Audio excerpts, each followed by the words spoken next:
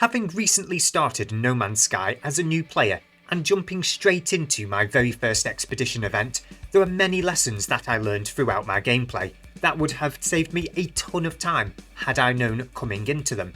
So for this video I picked out 5 tips I wish I knew when starting the game for the first time.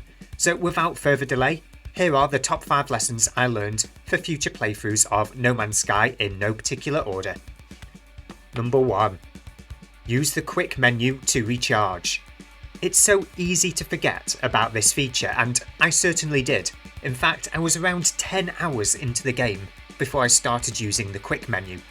Instead of going through the menus and dropping your resources into shields, life support and multi-tool, simply use the quick menu, which can be accessed with the down button on controllers. With only a few button presses without cutting away to an inventory screen, you can resupply in a jiffy. I certainly wasted a lot of time recharging my gear the long way around. This ability to recharge extremely quickly applies both in space and on the ground, including with your ship's very own shields. Once again, I was 10 hours into the game before I learned that I could recharge my ship's shields in combat. Yikes! Number 2. Planet resources on the discovery page. Do you need hundreds of units of copper or some other unique resource? Have you been scouring your planet or even your solar system for hours on end? Hit the menu button and head across to the discoveries page. Here you can see what resources are available on your planet or the planets that you've scanned down in the system. And if the system doesn't have what you need, check out the catalogue and guide tab.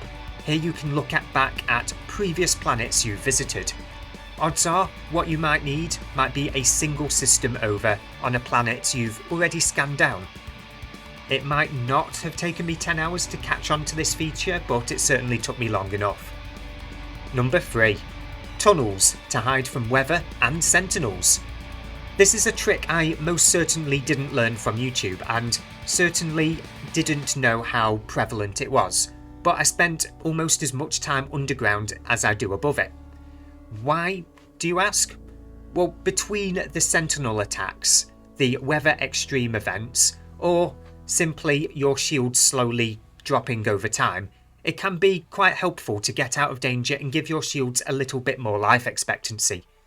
Once you are sufficiently underground, sentinels will lose all interest in you, extreme weather will no longer be able to touch you, and your shields won't even go down passively anymore. If you happen upon a cave formation and your shields could use a recharge, head inside and watch your shields recover back to full. Sometimes you can even make this happen when crafting your own tunnels. I learned the importance of going underground within my first hour of the game, after desperately and frantically trying to survive a sentinel onslaught. Number 4. Do you struggle with dogfighting? Well then, hit reverse. No Man's Sky is many games combined into one experience, and one of those is dogfighting in space. Whilst it can be fun, it is certainly not for everyone, so this is where the next trick comes in pretty handy. Whilst locked on to a hostile fighter, hit the reverse thrust on your ship and hold onto it. Your ship will now auto-track the enemy ship that you're locked onto, whilst reversing ever so slightly, making it as easy as possible for you to shoot back. Do note, of course, that this makes you a sitting duck for the most part, and a little steering is still required if you want to be able to reliably hit the target. But it takes a good chunk of the work off your hands if this kind of space combat isn't really your thing. Number 5. The Jetpack Combat Boost. This next trick is most definitely something I did learn on YouTube, and I certainly have found no mention of it in the game's tutorial itself. And that is getting a movement boost out of your jetpack. When traversing planets, the jetpack at first feels like its only purpose is to help you climb tall obstacles. But if you hold onto the RB button on controllers, then hit the jetpack button, you'll launch yourself horizontally at ridiculous speeds compared with before. This is how you quickly clear terrain without relaunching your ship and wasting launch fuel every few minutes.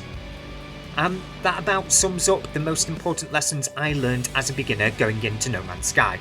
Having completed the currently ongoing Omega expedition, I'm now giving survival mode a shot, so expect a video in the future covering my experiences in survival mode.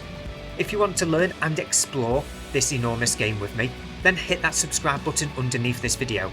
And until the next video, fly casual, fly dangerous, and most importantly, have a great time in No Man's Sky.